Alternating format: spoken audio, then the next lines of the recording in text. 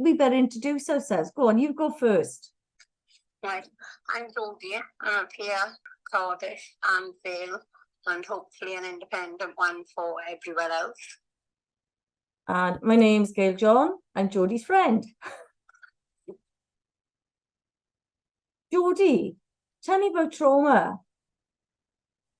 Trauma can be absolutely anything, can't it? It can be from a birth that's gone wrong, it could be from child sexual abuse, it could be from domestic violence, it could be from bullying, it could be through so many different things that people don't realise. They assume trauma is just something, unless they've been through it, they don't understand that it can be loads of different ways. What sort of trauma have you had in your life? Oh gosh, I've had child sexual abuse, I've had mental health issues from that, I've had actual sexual abuse, I've had where I ended up using drugs to block out all my trauma, and obviously I lost my children through that, so I had to go through a lot of oh gosh, I've forgotten the right word, therapy to get me to where I am today and cope with all my triggers.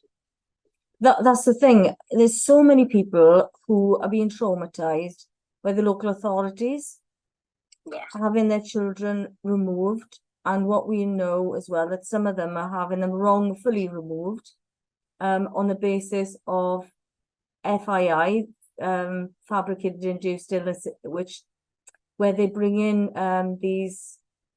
they go into the local authorities to help them diagnose their children with autism, and then the parents have been labelled. There's also some parents who've been the victims of birth negligence, and they've also been targeted by social services.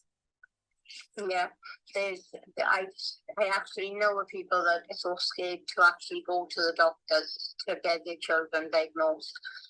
They said they'd rather cope with their children on their own without any help, and like they've been kicked out of school as naughty children and everything else, where the mothers are too scared to actually get anything to do with them. I know of social workers using people's past. Yeah. That's what scares me, was the fact that my past got used. The fact that my children, I didn't get help from social services. It was a case of the kids went to my mum and life happened to me, and it was like, you're on your own. There was no need for no help with me at all to get me through what I was traumatized with, or the fact that I had started using drugs to protect myself mentally. I was so tired, I wasn't sleeping, and social services, when they actually put the children with my mother, which we both agreed, my mother and me, because it was safer for me because of the situation I was in, it was like, right, we're not helping you no more. You haven't got the children. We don't care what happens to you, whether you're triggered, whether you're on drugs, whether you're taking drinking alcohol. We don't care no more. And and the thing that bothers me as well is the future harm thing. My children were taken, they put it down as neglect, even though it was neglect for myself. I wasn't even eating, I wasn't sleeping.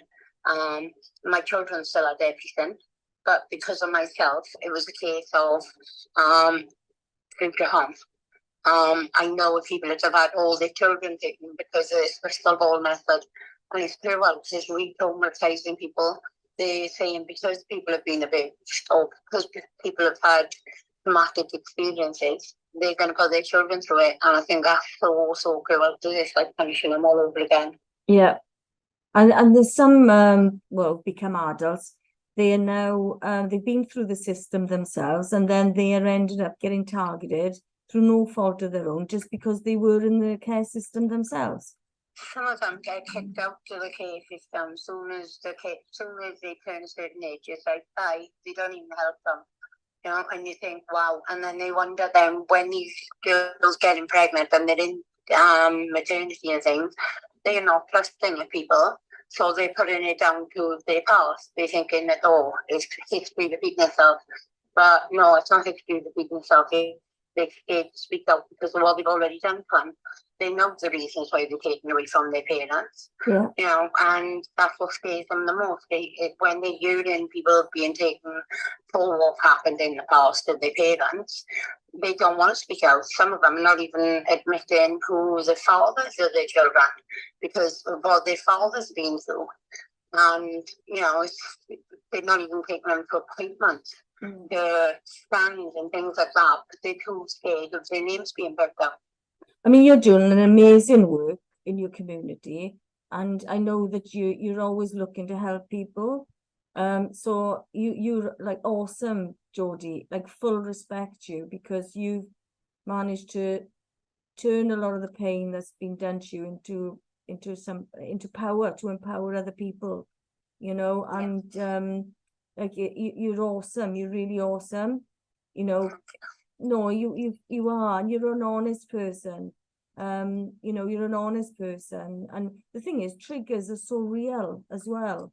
And you'll have narcissists will see someone who's already been traumatized, and then will sort of try and re-trigger them to control them. Yeah, I know a lot of people as well that have had narcissists in their lives.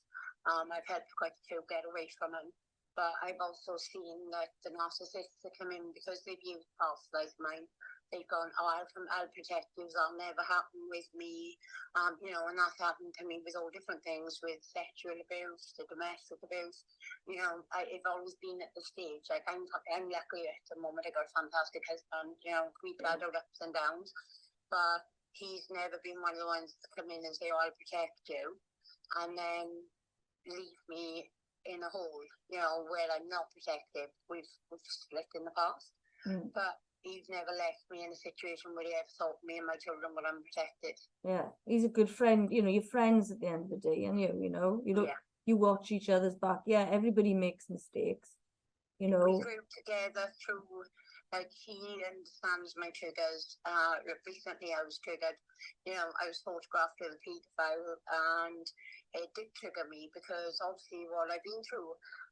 He's the talk of the town, and then I'm thinking, well, I was the talk of the town once because I was taking my grandfather's court. Yeah. So in my head, it was like, here we go again. I started to trigger a little bit. I had a mini meltdown, but then I had loads of people remind me that triggers are not forever, that you can get through and you know, I'm fighting back from it, but I'm also trying to let people know that, you know, people just think that pedophiles walk around with a neon sign above their head. What worries me is that even communities, when it comes out, they're actually giving so much abuse to the people that didn't know at they were pedophiles, and you're like, well, hang on now, they're not walking around with these signs. You were probably spoken from a million times in the shop, but have you triggered since knowing all this information about him? They shared it everywhere, and you're thinking, well, I got triggered by the one photo, but I've come out with it. Can you imagine all the people seeing that, oh, I could have been in the shop with this guy after what I've been through in my life?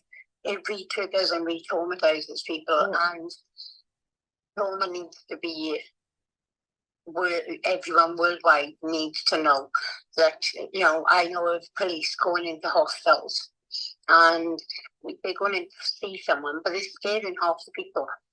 There's people there hiding from partners, people there hiding from loads of things, but then the police turn up there instead of asking, you know, someone to go with them that's a peer or trauma enforced or whatever, they'll force their way, like with violence and things. Yeah. And you're thinking, me and Cass would completely break me, you know, because things that have happened in the past.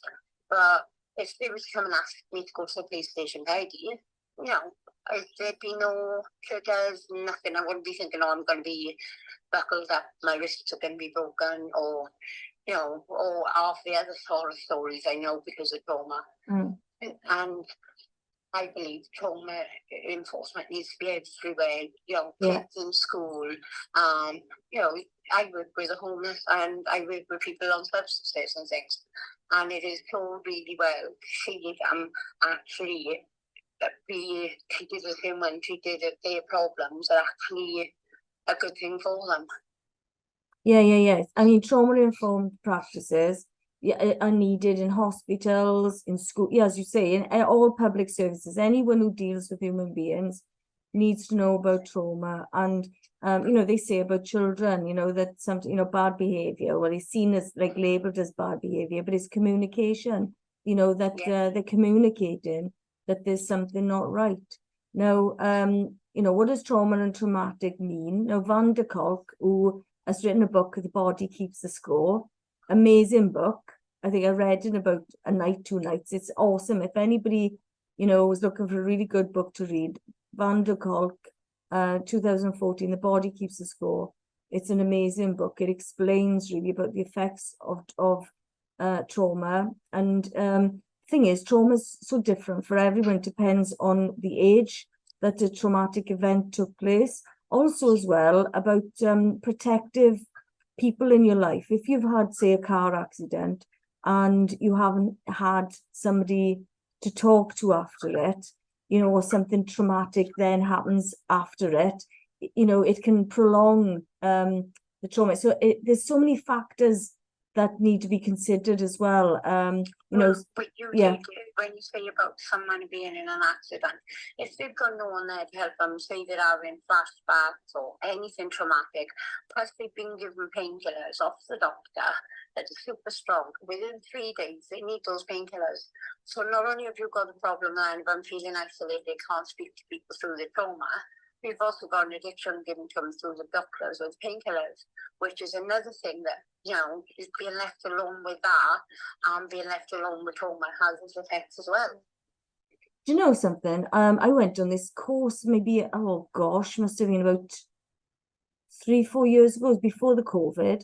And it was about where you had people who ended up, say if there was an earthquake or something, you know, the people involved in a traumatic event like that, and they trained up these people to go and speak to them. So they were saying that if you actually catch someone who's just at a traumatic event, because they are so shocked, they'll end up coming out with what's happened to them, and they need a person the other end to take the story and then to relay the story back to them, so they have are able to process it. And it actually protects them from going into post-traumatic stress disorder. Because the thing is, once you're into post-traumatic stress disorder, the triggers, you know, it can affect. You fight or flight with the PTSD. That's what I was finding with my triggers. They've hit me back and they used to be so intense before I had the therapy. And I believe as well, same as you just said, now the earlier you can get into those things that have happened. I didn't have no you know, social services failed me while I was younger, while I went through what I did, because I was under 16 and under social services. They should have made sure I had some sort of therapy. 100%. You know, me and my family. Yeah. They failed me a second time then when they found out I was using drugs to cope and, you know, ditched me. But then at the same time, I had no therapy at all until I was, 27. I know, nearly 6-7 years, and I had to find that therapy myself. Yeah, and there was a lot of victim blaming with you as well. You know, instead of looking at the reasons why you were trying to, you know, self-medicate through using drugs, they then instead just, you know, victim blamed you, you know, instead of actually realizing that the cause and effect. Yeah,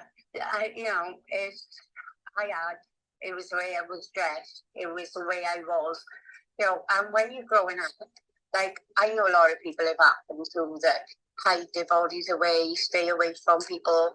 And I also know some that go the other way. And I was one of the other ones. I went the other way. I thought, no, you know, men were allowed to just take, basically. And it didn't matter how I dressed, because when it first happened, I wasn't dressing in this way, if you get what I mean. Yeah. So, and there is a lot of victim blaming, and that just makes them re-traumatized. Well, the thing is, you know, you can have, you know, the children, the girls who are in care homes who are being prostituted out. You know, when you say prostitute, it's not prostituted out, it's child abuse, because there's no such thing. You can't have a child prostitute, you know, it's human trafficking.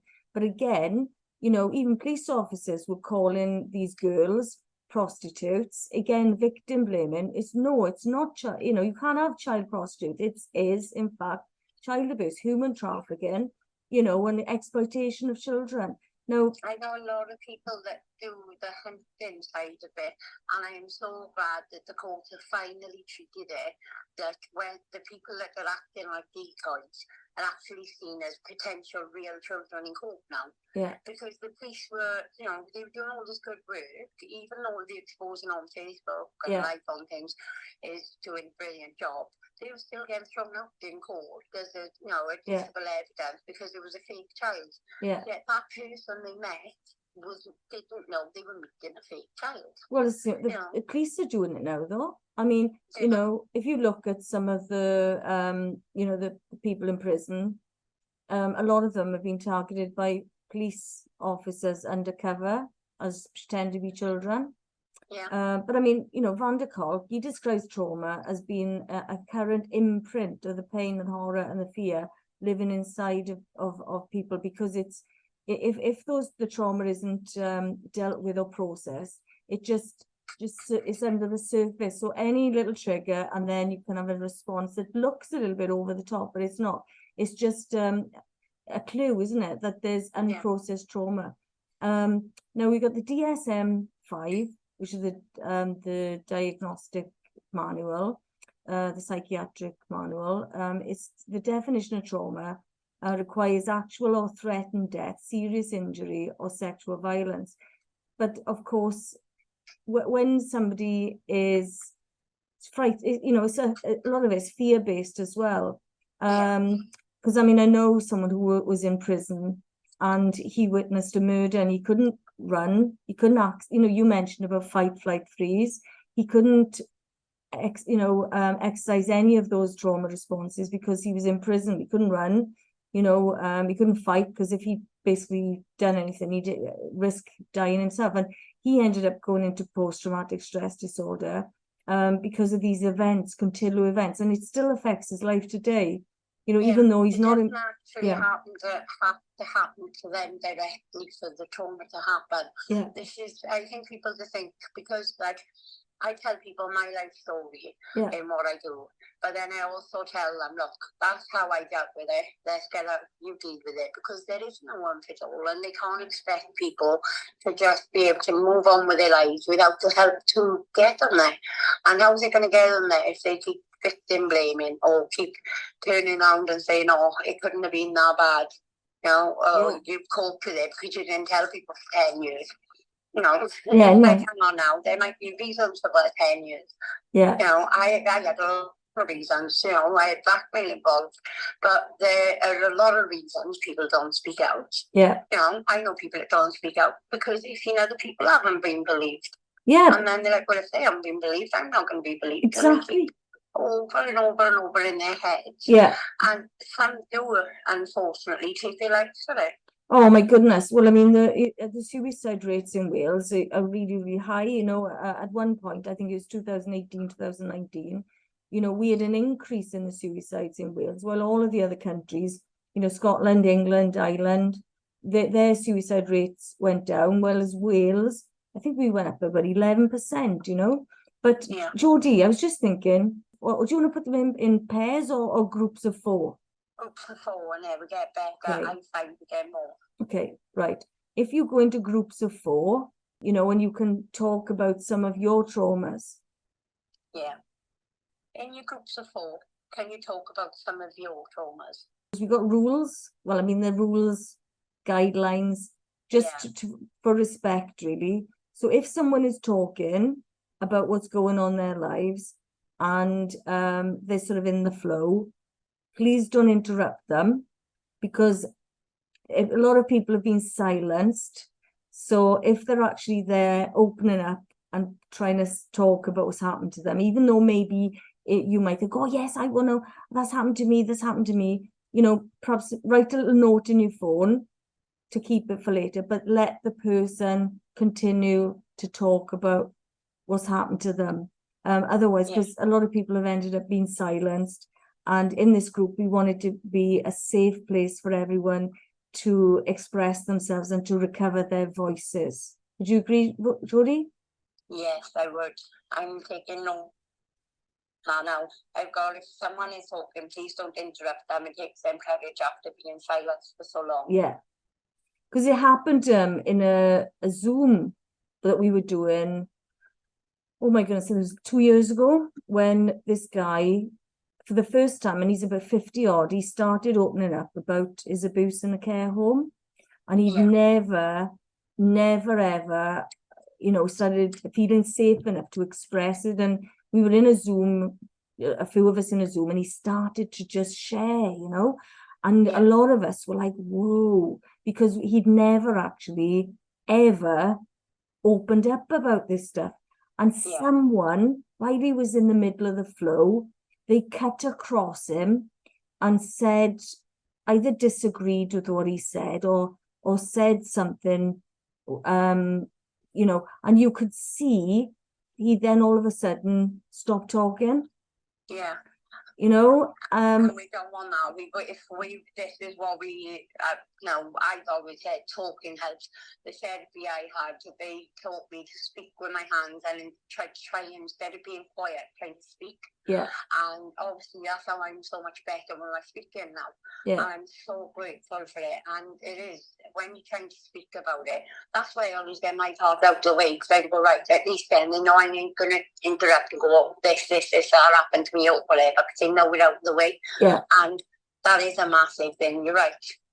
So that's another thing. So in the groups, I mean, we could do it so that they go in alphabetical order with their names. So, or there might be someone who's a bit shy and there might be somebody who's quite happy to share. So just to make sure that we're all in a safe space, emotionally, where, and if someone doesn't want to say anything, they don't have to, we can say pass, but it's to encourage a safe place where people can be as free, or you can say as much or as little as you like, into groups of 4 or 5, and off you go. With court and everything. I was a girl taking someone to court. When I started taking drugs, I was 13. Well, I can't say it was just one drug. When people say heroin user or whatever. I was really bad. They assume people with mental health on drugs, the mental health is because of the drugs. They're not realising that they are trying to block everything out with the drugs. I'm one of the lucky ones that worked to get me where I am now. I worked with counsellors, I worked with drug agencies, but I had to actively seek that out. It wasn't when you come out of prison, it's probation. And this is the thing, it's when Eastwood Park was overrun by so many people from Wales. I've been one of the lucky ones because I've gone, I've seen it around here. I've seen all the things that I want to do for the kids. And it's I'm lucky I weren't got back down that road. There's been a few times when, you think, oh my God, am I going to mess up again? But what's pushing me is seeing what's going on. And I'm like, no. The person that done it to me actually said it was the way I was dressing and acting around him. Was that a man? Yeah. And you were a child? Yeah. This person wasn't put in prison because of his ill health. The things they tried making me out as a liar as a child, crazy. I'd be told I wouldn't be believed. Jodie has set up these meetings for you, and I know that she wants you to be empowered and for it to be a meaningful session for you. So there'll be opportunity for you to write down what you'd like to get out of the sessions. If there's anything that you'd like to learn, if there's anything that you would like to explore or discuss, maybe it could be criminal justice, it could be child abuse, it could be intergenerational trauma, it could be bullying in school, could be autism, or dyslexia, neurodiversity, anything at all that you would really, really like to explore. Write these topics down and we will do our best to address them so that these sessions make a difference to you. Jodie? That's perfect. Right, go on then. Any groups? Off you go. Oh, honestly, that's going to be amazing.